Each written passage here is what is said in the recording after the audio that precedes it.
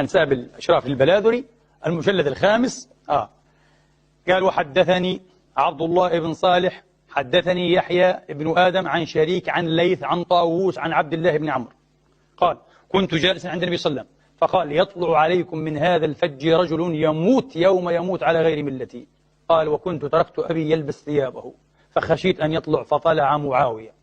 وقبله: وحدثني إسحاق وبكر ابن الهيثم قال: حدثنا عبد الرزاق بن همام الصنعاني أنبأنا معمر بن راشد معمر عن ابن طاووس عن أبيه عن عبد الله بن عمرو بن العاص.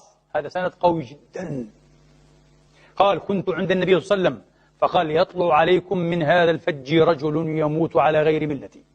قال: وكنت تركت أبي قد وضع له وضوء ماء يعني يتوضأ به فكنت كحابس البول مخافة أن يجيء. قال: فطلع معاوية فقال صلى الله عليه وسلم: هو هذا. በዛሬው ፕሮግራሜ ማንም ሙስሊም በኔ ላይ ጣቱን እንዲቀስር ፍቃደኛ አይደለሁም። ለምን ቢባል እያንዳንዷ የምናገራትን ነገር ከማስረጃ ጋር ስለማስደግፍ ማለቴ ነው። ምርጡና ውዱ የአላህ መልእክተኛ የሆኑት ሙሐመድ ሰለላሁ ዐለይሂ ወአሊህ በሶሒህ ሙስሊም ኪታብ በሐዲስ ቁጥር 6793 ላይ እንደተላለፈው ይሄው አሁን ሐዲሱን በስክሪን ላይ መመልከት ትችላላችሁ። ሐዲሱ የተላለፈው ከኢብኑ አባስ ነው። የሆነ ቀን አሉ ኢብኑ አባስ የሆነ ቀን ላይ ረሱላችን አላሁመ ሰሊ ዐላ ሙሐመድ ወዐላ አሊ ሙሐመድ ሂድና ሙአዊያን ጥራልኝ አሉኝ። ከዛም ሄድኩኝ። በተለያዩ ዘገባዎች ነው የመጣው። ቢያንስ ከ8 በላይ ዘገባዎች በሶሒህነት ያስተላልፉት ነው እነ ኢማም አህመድ ሌሎችም። እዚህ ጋር ያው አጥራጥር ተደርጎ ነው የቀረበው ሐዲሱ። ሙሉውን ገጣጥሜ ነው አሁን ማቀርብላችሁ። እዚህ ጋር ያለውን ሐዲስ ትመለከቱታላችሁ። ዋናውን ኮንሴፕት እዚህ ሐዲስ ላይ ታገኙታላችሁ። ከዛ ሂድና ሙአዊያን ጥራሉኝ። ሂጄ ስጠራው አጋጣሚ ምግብ እየበላ ነበርና እየበላሁ ነው ብለህ ንገራቸው አለ። ተነስቶ ከመሄድ ፋንታ ትእዛዙን አልቀበልም አለ ማለት ነው። ኢብኑ አባስም አብደላህ ኢብኑ አባስም ሂደው ለረሱላችን ያ ረሱላህ እየበላሁ ነው አለ። በጣም ደንግጠው ማለት ነው በመልሱ። ከዛ አሁንም ለሁለተኛ ጊዜ ሂድና ጥራው አሉት። አሁንም ሂዶ ሲጠራው እየበላሁ ነው ብለህ ንገራቸው ብሎ መለሰ። አብደላህ ኢብኑ አባስም ደንግጠው ሂደው ያ ረሱላህ አሁንም እኮ እየበላሁ ነው አለኝ። አሁንም ለሶስተኛ ጊዜ ረሱላችን ሂድ ጥራው አሉት። ሂዶ ሲነግረው ምን ማለታቸው ነው? እኒህ ሰው እየበላሁ ነው ተባሉ አይደል እንዴ? ለምን ሰው ይነዘንዛሉ? ለምን ሰው ይጨቀጭቃሉ? ሂድና አሁንም እየበላሁ ነው ብለህ መልስላቸው አሉት። ሂዶ አብደላህ ኢብኑ አባስ እንደው እየተሽኮረመመ እያፈረ ወደ ረሱላችን በመሄድ ያ ረሱላህ አሁንም እኮ እየበላሁ ነው አለ ብሎ መለሰላቸው። በዚህን ጊዜ ረሱላችን ሙሐመድ አላሁመ ሰሊ ዐላ ሙሐመድ ወዐላ አሊ ሙሐመድ ያው በስክሪኑም ላይ እንደምትመለከቱት ላአሽበአሁ ላሁ በጥነክ ብለው ረገሙት ማለት ነው። አላህ ሆድህን አያጥግበው ብለው ረገሙት ማለት ነው። ያው በዚህ በስክሪኑ ላይ እንደምትመለከቱት።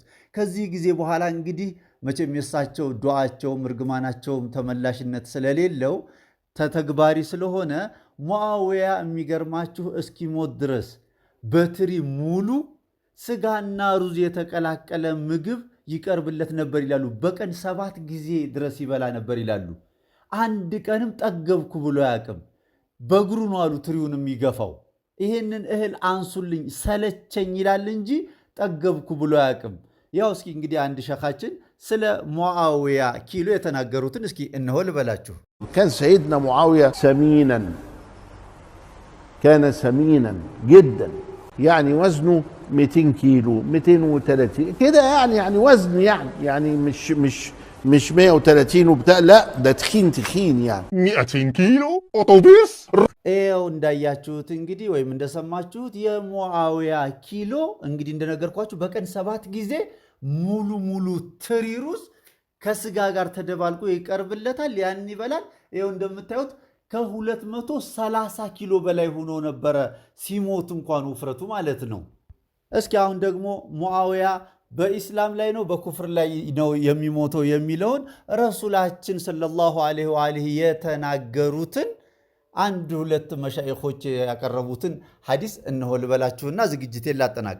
حديث النبي صلى الله عليه وسلم قال إذا رأيتم معاوية على منبري فاقتلوه إذا رأيتم معاوية على منبري فاقتلوه فأمر النبي صلى الله عليه وسلم بقتل معاوية إذا علا على منبري رسول الله صلى الله عليه وسلم.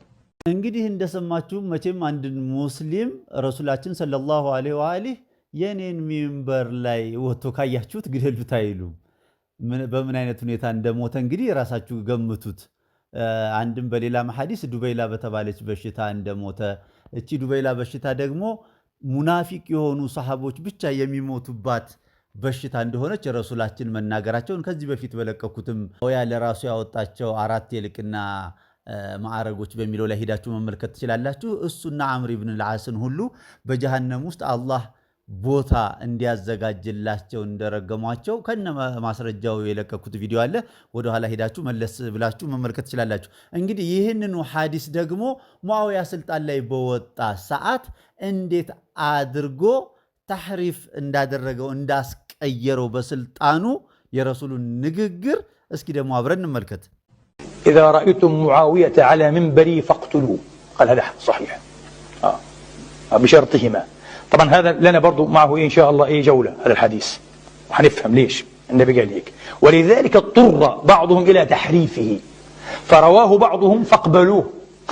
إذا رأيتم معاوية على منبري فاقبلوه، حرفوه لأنه صحيح، قال صحيح يحرجهم فاضطروا إلى الكذب عن رسول الله فحرفوه إلى فاقبلوه بالباء.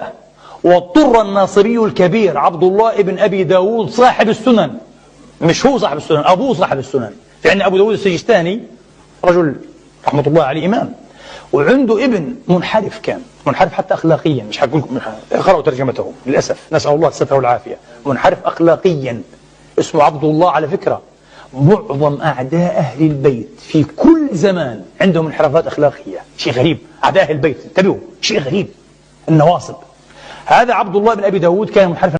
እንግዲህ እንዲህ አይነቱን ሰው ነው ረሱላችን መሐመድ اللهم صل على محمد وعلى ال محمد ግደሉት ያሉት። በዚህ ደረጃ የሱን ንግግር የሚያስቀይር ሰው ነበር። የሚገርማችሁ ያው በኒ ኡመዮች እስከ 126 ዓመተ ሂጅራ ከ30ኛው ዓመተ ሂጅራ ከ40ኛው ዓመተ ሂጅራ ጀምሮ እስከ 126 ዓመተ ሂጅራ ድረስ እነሱ ናቸው የመሩትና በርካታ ሐዲሶችን እንደፈለጉ አስገለባብጠዋል፣ አስፈብርከዋል፣ አስቀይረዋል። በርካታ ሷሃቦችም ደግሞ እነሱ በወጣቸው ሐዲስ ባስፈበረኳቸው ሐዲሶች የተገደሉ አሉ፣ ከሀገር የተሰደዱ አሉ።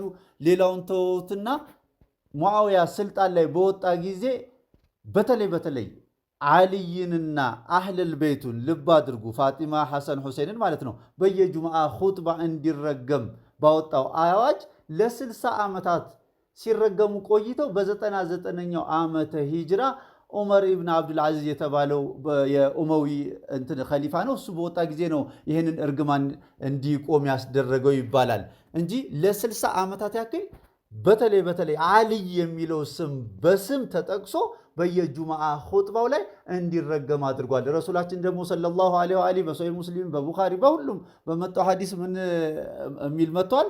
አልይን ሙእሚን እንጂ አይወደውም ሙናፊቅ እንጂ አይጠላውም ብለዋል። ለዚህም ነበር ረሱላችን ሰለላሁ ዐለይሂ ወአሊሂ የእሳቸውን ሚንበር እንዳይዝ ሙአዊያን ያስጠነቀቁት፣ ከያዘም ግደሉት ያሉት ማለት ነው። እንግዲህ ሙእሚን የሆነን ሰው እሳቸው መቼም እንዲህ አይነት ትእዛዝ እንደማያስተላልፉበት ሁላችንም እናውቃለን። በጥቅሉ እንግዲህ የረሱላችን እርግማን ደርሶበት ይነሳና ሲቀመጥ እንደ በርሜል በሰው እየተነሳና እየተቀመጠ 230 ኪሎ ሆኖ ነው እንግዲህ ሙአዊያ የሞተው። የሚገርማችሁ ሙአዊያ ለመጀመሪያ ጊዜ ኹጥባን የጁምዓ ኹጥባን መነሳትና መቆም አቅቶት ቁጭ ብሎ ያደረገ ኢስላማዊ ንጉስም በሚል የታሪክ መዛግብቶቻችን ዘግበው አስተላልፈውት እናገኛለን። እንግዲህ ሙአዊያ ማን ነው የሚለውን በትንሹም ቢሆን ኢንፎርሜሽን እንዳገኛችሁ አልጠራጠርም። ወሰላሙ አለይኩም ወራህመቱላሂ ወበረካቱ። اللهم صل على محمد وعلى آل محمد